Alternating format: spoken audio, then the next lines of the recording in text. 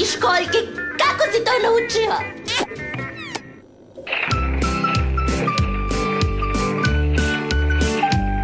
Da pertle vezuješ ti, ja ću ti pokazati. Učini sada napor i veži čvor na čvor. Sad uzmi jedan kraj, provuci ga ispod znaj. Ti cipeli treba da daš sav sjaj sa mašnom baš.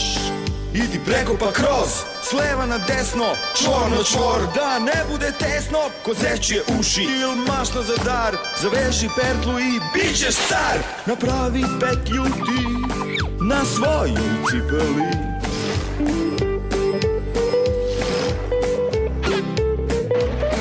Napravi petlju ti na svojoj cipeli.